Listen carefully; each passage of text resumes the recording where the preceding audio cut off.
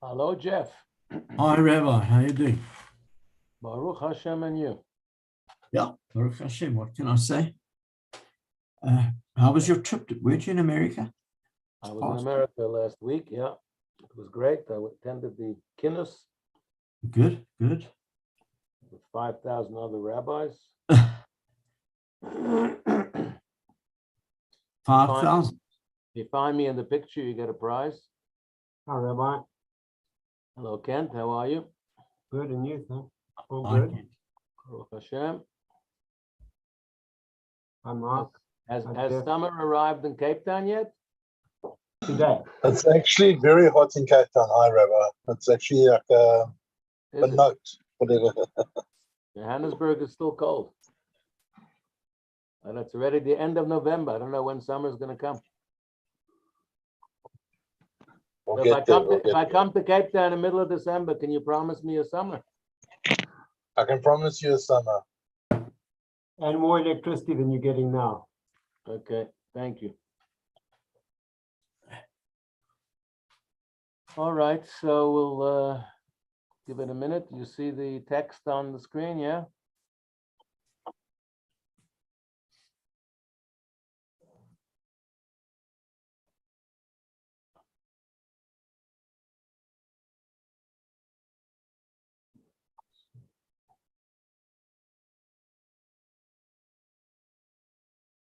It's 101.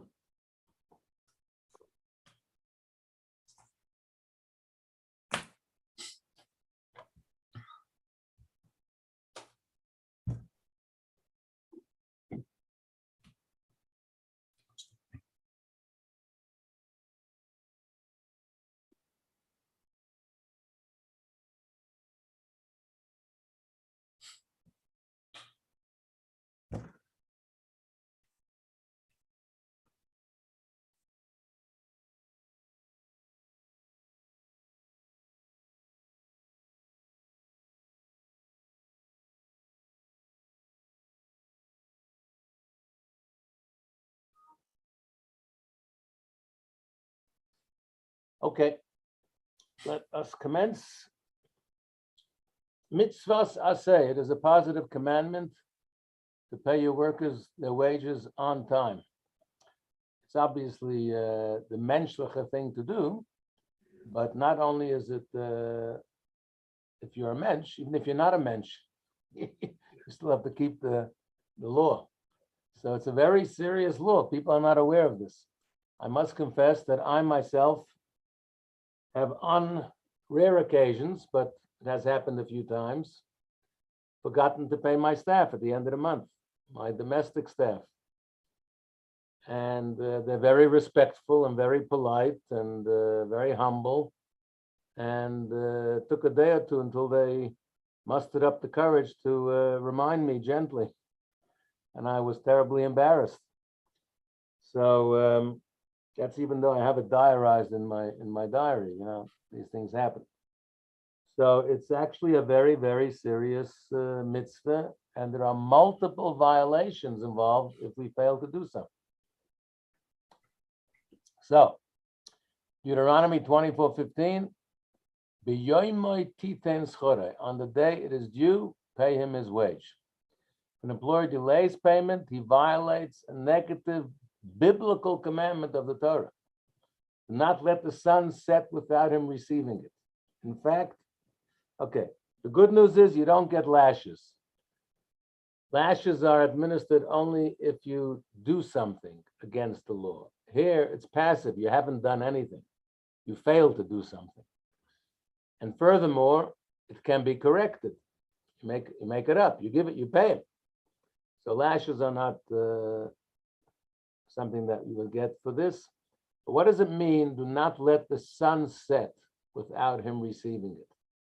So he explains. Well, he will explain shortly. Stay tuned. This principle applies to the wage of a person or the fee for hiring an animal or a utensil. In all these instances, one is obligated to make payment when due. If one delays payment, one violates a negative commandment. The obligation to pay a wage when due applies to a resident alien. And in the olden days, if you had a member of a non-Jewish person who wanted to remain in the Holy Land, they had to renounce paganism. They didn't have to convert to Judaism, but they had to renounce idolatry.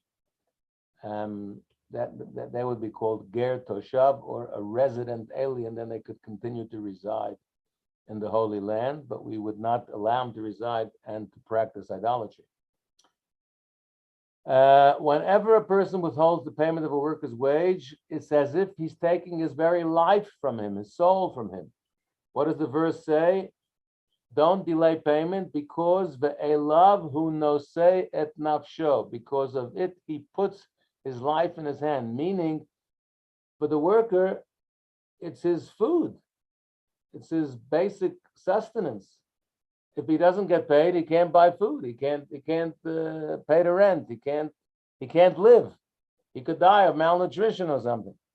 So it's not just a question of money in the bank in the savings account or my investments. For the worker, it could be his very life. And so if you do that, you violate 4 admonitions and the positive commandment. So that's 5 biblical violations, 4 negative and 1 positive. What are these commandments? Not to oppress someone, not to steal, because basically you got his money, you're stealing. Not to hold overnight the wage of a worker, if he was supposed to be paid before he goes to bed. And not to allow the sun to set before having paid him. Those are the 4 negatives. And the positive, it's a positive mitzvah to pay him on time. If you don't, you violate 4 negatives and 1 positive. Now he explains what does it mean before the sun sets and all that. So it depends. Is he a day worker or is he a night worker? Some people do the night shift, right? You catch an Uber at 6 o'clock in the morning, the guy's been going all night. You got to hope he can still keep his eyes open to get you there, unless he's just started the day shift. So you have day workers and night workers. So when are a worker's wages due? If he's hired to work during the day and he's only for the day, a casual worker for that day, then he has to collect his wages anytime throughout the following night. And the verse says, do not hold the wage of a worker in your possession overnight until the morning. So if he was working for the day, you have to pay him before the next day begins. Someone who's worked for the night, you hired someone to work overnight, overtime, should collect his wages anytime throughout the following day, before the next night. On the day it is due, pay him his wage. So these verses are for different types of workers, a day worker or a night worker. What if somebody's a casual part-time worker, hired to work several hours during the day? He should collect his wage during the remainder of the day, before night. If he's hired to work several hours during the night, he should collect his wage during the remainder of the night. If a person is hired for a week, or a month, or a year, or for a 7-year period, I heard today of an Aliyah, not Aliyah, one of the Zionist movements hired a shaliach, an ex-South African, to come back from Israel, and they made a 10-year contract with him. I was quite taken aback to hear that. It's quite unusual. Most time, I think the most you can get out of these guys is 5 years. Only the Chabad shlichim that make a lifetime commitment. The Israeli shlichim, they come for a year, 2, 3, 5 max. I heard today of someone who signed a 10-year contract. I was very pleasantly surprised, actually. Anyway, so if it's for a week, month, year, or 7-year period, or whatever it might be, meaning long term, if he leaves his work during the day, he should collect his wage during the remainder of the day. If he leaves his work during the night, he should collect his wage during the remainder. So again, so even though it's a long-term commitment, when it finishes, you got to pay him. Now, I don't know. I can't imagine the guy's going to wait 7 years to get paid. Sometimes there's a project, like a building project. But even then, you have to pay for the materials and so on and so forth along the way. 3. Now, what about not wages for your workers, but for people who supply services to you of one kind or another? So let's say you have to lengthen your trousers, or let out the waist on your trousers because you put on weight, like I did. You give your garment to a tailor, the tailor completes it, notifies him that it's ready for collection. The owner of the trousers does not transgress this commandment as long as he hasn't collected it. So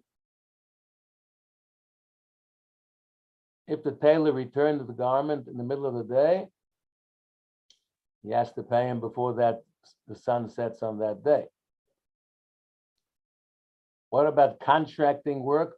Not just a tailor, and any contractor, same laws. The craftsman should be paid when his wage is due. So whether he's a worker for you, you're paying him by the hour or by the day or by the week or by the month, or he's paid for the job, to get a job done, and you're paying him for the job.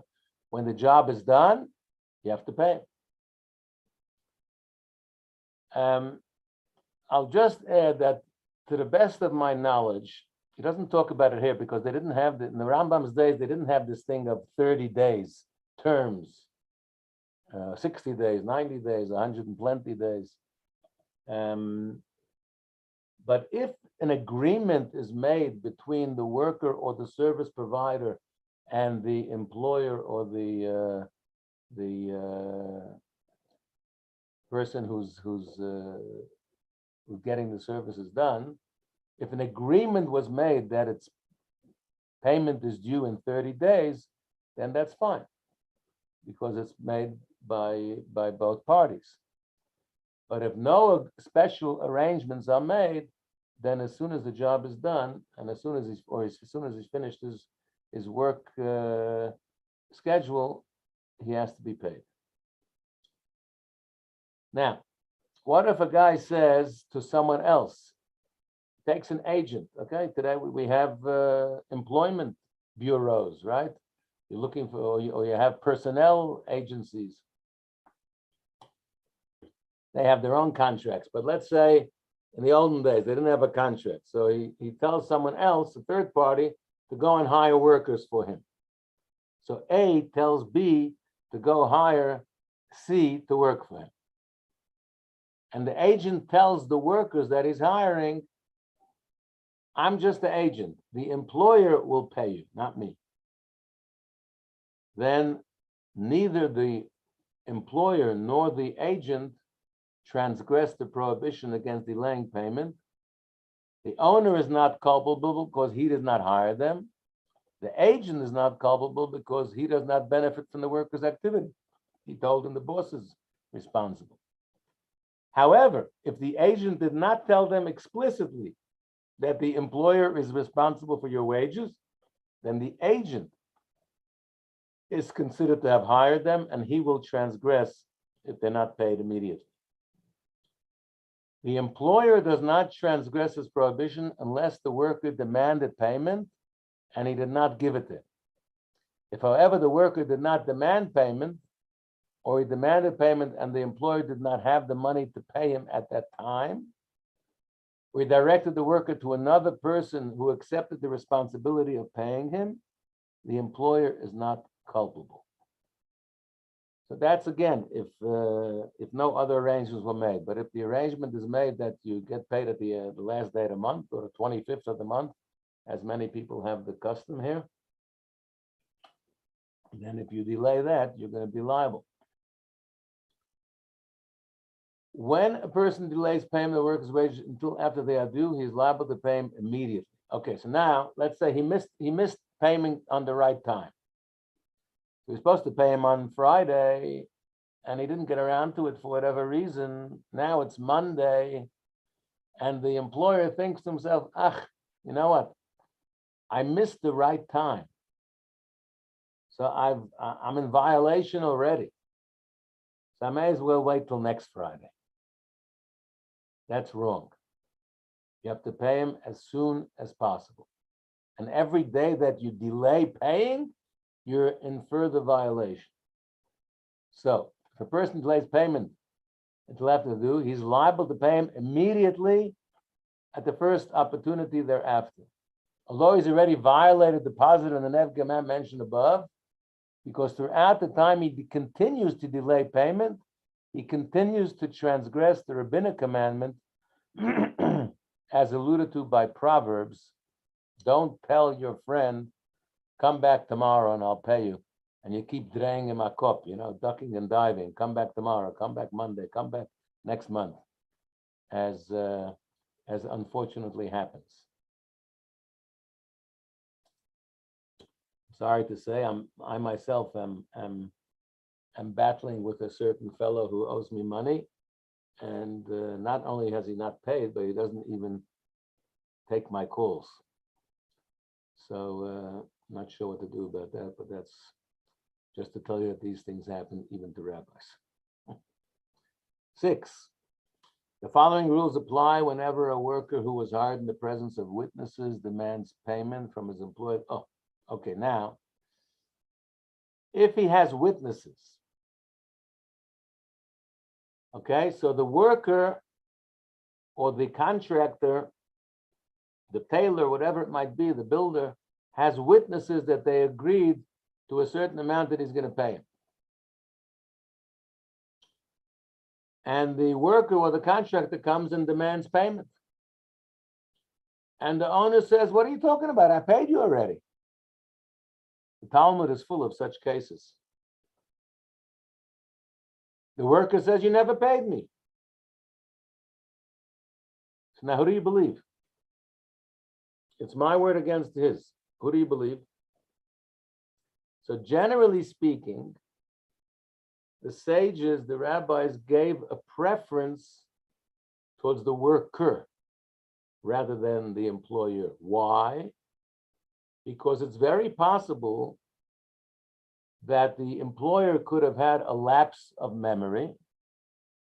Maybe he paid a bunch of people, but he forgot to pay this guy. and he thinks he paid everybody.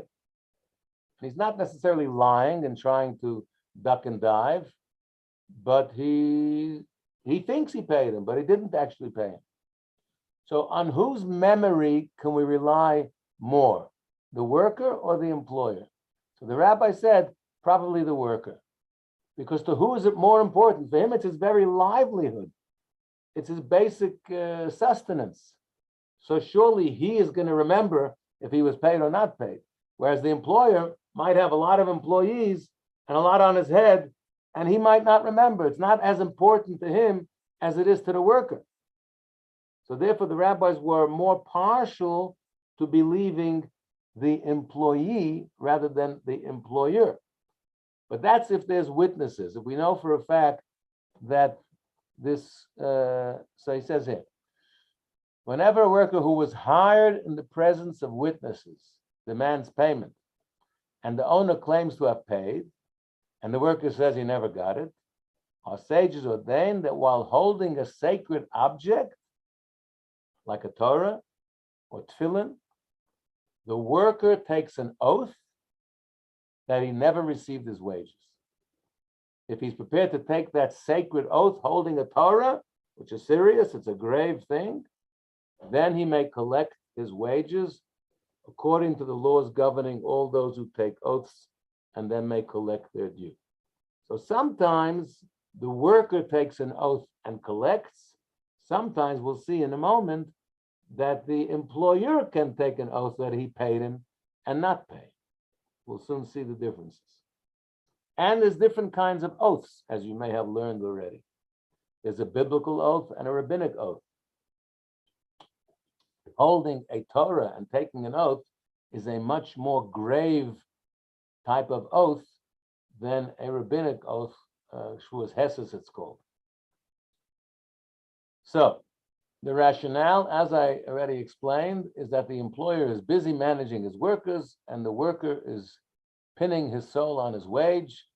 Even if the worker is a minor, the worker may take an oath and collect his wage. So generally, if there's witnesses, we know for a fact that there was an arrangement made, the worker can take the oath and collect. Different rules, however, will apply when the employer hired the worker without witnesses. Now it's my word against your word. And what is it? There's a Talmudic logic, a logical argument here called migo, that he could have, if he's lying, he could have said a better lie. We've had this not so long ago. We discussed this, called migo. If there's no witnesses that he hired him, he could say, "What are you talking about? I never hired you. I don't owe you anything. You never worked for me." If he's a liar.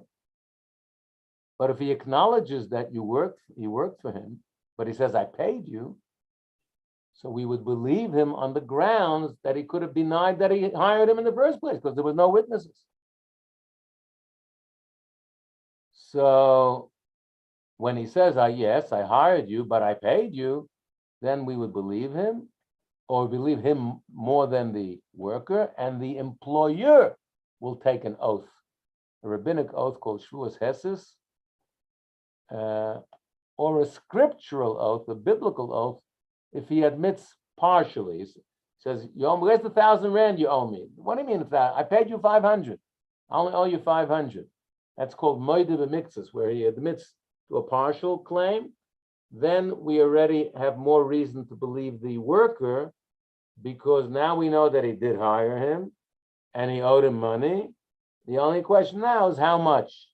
So there it would be a biblical oath that the employer would have to take, that he only owes him 500.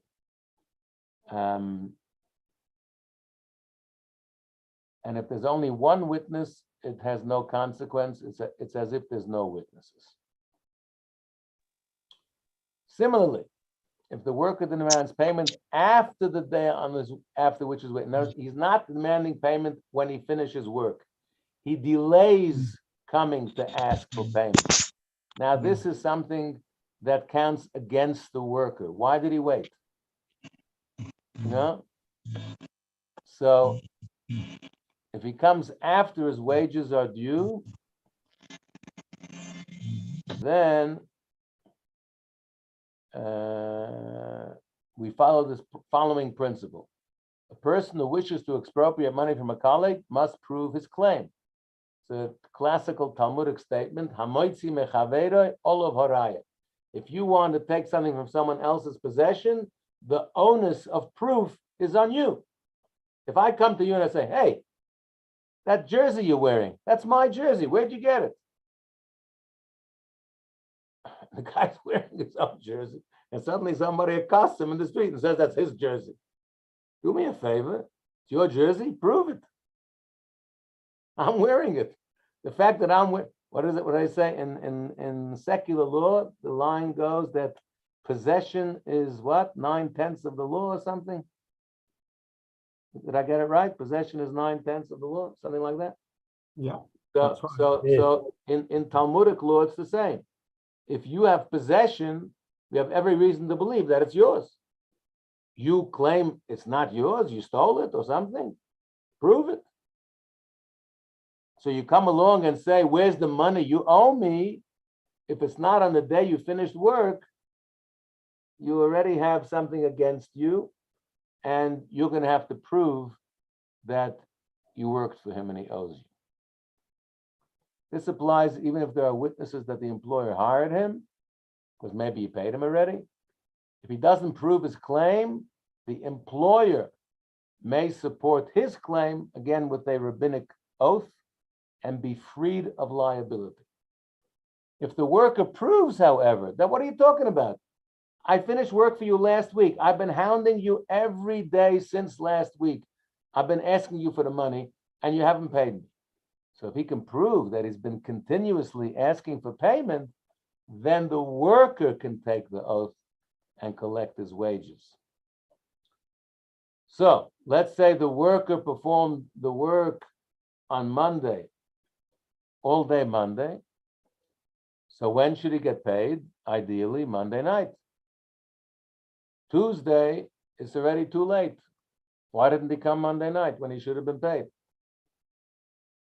But if he brings witnesses who testified that he asked for his money all of Monday night and the guy didn't deliver, then he can take an oath on Tuesday and collect. From Tuesday onward, we'll say, if he wants to expropriate money from someone, the burden of proof is on him.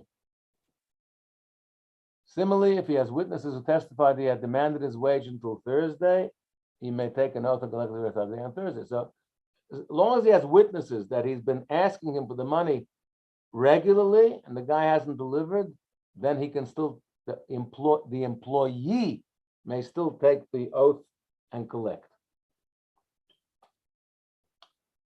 7, differences. Okay, sorry. It applies. The following rules apply when there is a difference as to how much he owes him. So the boss says, I offered you 2 zuz for a day's work.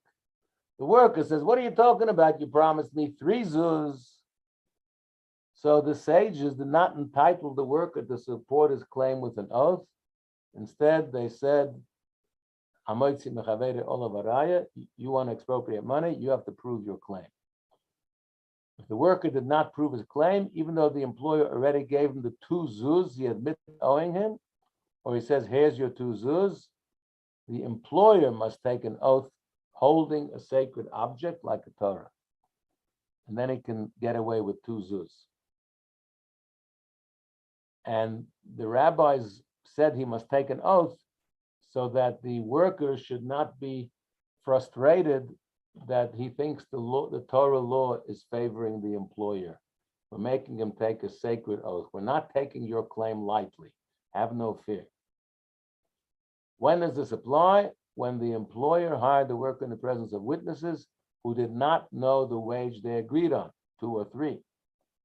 And also when the worker demanded his wages on time. If, however, the employer hired the worker without witnesses, or the worker demanded payment only later, then the employer only has to take a rabbinic oath. He doesn't have to hold a sacred object. 8. The following rules apply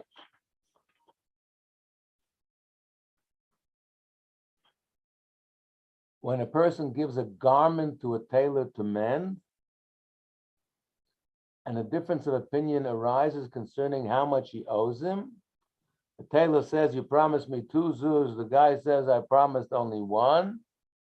As long as the garment is in the possession of the tailor, and he will be able to claim that he purchased it, meaning if he wanted to lie, he could say, it's not your pants, it's my pants. What are you talking about? I bought it at Woolies. So then we would believe the tailor. And the tailor is given the opportunity of taking the oath while holding a sacred object and collecting the amount he claims. He may claim up to the amount of the article's worth as his wage. Can't make some outlandish claim.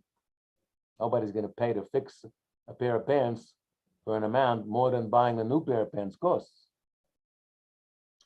However, if he's already collected the garment and he said, I'll pay you tomorrow or something, now the tailor no longer has possession. Then we would say, if you want to expropriate money, you have to prove it. So maybe the tailor should have had something written down where the guy signed how much it is. If he doesn't bring proof of his claim, then the owner can take the rabbinic oath and only pay him what he claims he owes him. Or a scriptural oath if he admits to a portion of the tailor's claim, like we said before. And finally, number 9, when a worker comes to take an oath, we do not deal severely with him, nor is he required to take an oath with regard to other claims based on the principle of Gilgul Shvua. We learned this. In fact, I think I gave this year 2 weeks ago when we're speaking about oaths. Gilgul Shvua, that once you make a guy take an oath, you can put on him another oath. And what about that other money that we argued about? Take an oath about that too. In this case, when it's a worker, we are sympathetic to the worker. Between the employer and the employee, our sympathies will be more with the worker. For him, it's his life. And again, as we said before, he probably has a better memory about this than the employer necessarily. So we won't deal harshly with him. We won't make him take any other oaths. Instead, he takes an oath that he did not receive payment and collects his due. We are not lenient with any other people who come to take oaths, with the exception of a worker. So it's a special leniency for a worker. In his case, we are lenient and invite him to take the oath, saying, do not cause yourself exasperation. Don't worry. Don't be so depressed. Take the oath and collect your due. And this applies no matter how much the amount is. It doesn't have to be a big amount of money. Even if it's a pruta is a rand. If the owner claims to have paid him already, he should collect only after taking an oath. A guy might say, for a rand, forget it, I'm not taking an oath. That's your choice. But if you want him, if it's a principle or you want to whatever, you can take the oath and collect the rand. Similarly, whenever a person takes an oath and collects his due, even if the claim is only 1 pruta, a rand, he may not collect it unless he takes an oath resembling one required by scriptural law. Not exactly a biblical oath, but one that resembles it. Not sure if that means holding the sacred object or not. I'm not sure. Quick quiz. Does the negative commandment against, you want to unmute yourselves, guys, so you can answer. Does the negative commandment against delaying payment apply to someone who rented an animal from someone else, or is it only to workers? Yes, yes. Yes is correct. When are the wages of a person who works during the day due? Is a day worker, when do you have to pay him? A, B, or C? In the evening. Huh? That Number one. one. Number 1 is correct. If a tailor notifies a customer that his garment is ready, does negative against withholding wages kick in from after that day ends?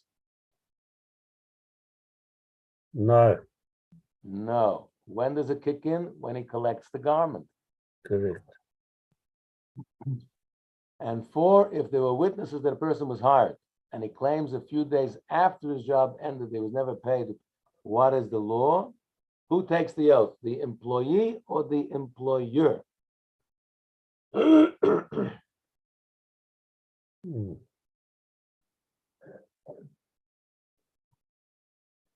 Anybody take a flyer? I think the employer. Oh, very good.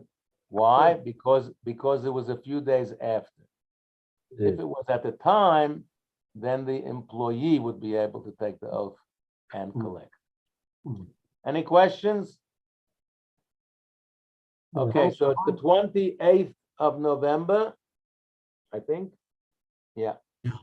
So it's almost month's end. If you haven't paid your staff, make sure you pay them before the month is up.